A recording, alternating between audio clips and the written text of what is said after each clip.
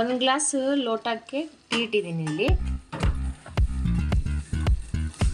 Tea ಪುಡಿ ಇಬ್ಬರಿಗೆ ಆಗುತ್ತೆ. ಇದು ಹಾಲು ಹಾಕಿದ ತಕ್ಷಣ 1 ಗ್ಲಾಸ್ ಅಷ್ಟೇ ನೀರು ಇಟ್ಟಿದ್ದೆ. ಅದಕ್ಕೆ ಟೀ ಪುಡಿ ಹಾಕಿದ್ದೀನಿ 1 ಸ್ಪೂನು.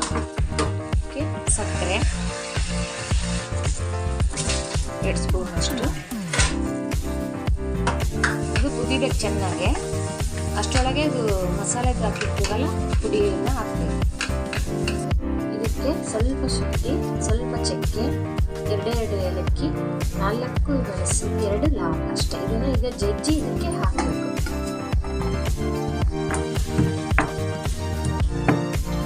ಈ ಫುಲ್ಲು ರುಣ್ಣಕ್ಕೆ ಹಾಕಬಾರ್ದು. ಈ ಥರ ಹಸೆ ಥರ ಕುಟ್ಬೇಕಷ್ಟೇ. ಇದನ್ನ ಜಜ್ಜಬೇಕು. ಇದನ್ನ ಈ ಥರ ಬಿಟ್ಟು 4 ಪುದೀನ ಚೂರುಗಳನ್ನ ಇದಕ್ಕೆ ಹಾಕಬೇಕು. ಏನಾಗಲ್ಲ, ಸೋಸ್ಕೊಂಡ್ರೆ ತುಂಬ ಚೆನ್ನಾಗಿರುತ್ತೆ. ಈಗ ಕುದ್ದಿದೆಯಲ್ಲ, ಇಲ್ಲಿ ಸ್ವಲ್ಪ ಕುದ್ದಾದ್ಮೇಲೆ ಈಗ ಹಾಲು ಹಾಕ್ಬೇಕು. ಹಾಲು ಹಾಕಿದ್ದೀನಿ.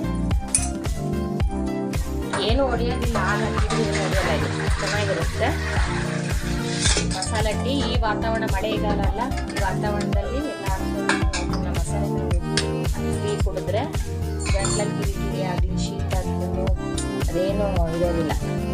ಒಮ್ಮೆ ಟ್ರೈ ಮಾಡಿ ನೋಡಿ, ತುಂಬ ಚೆನ್ನಾಗಿರುತ್ತೆ. ಪ್ಲೀಸ್ ನನ್ನ ಚಾನಲ್ನ ಸಬ್ಸ್ಕ್ರೈಬ್ ಮಾಡಿ, ಬೆಲ್ ಐಕನ್ ಮಾಡಿ, ಲೈಕ್ ಮಾಡಿ, ನಮ್ಮನ್ನು ಬೆಳೆಸಿ.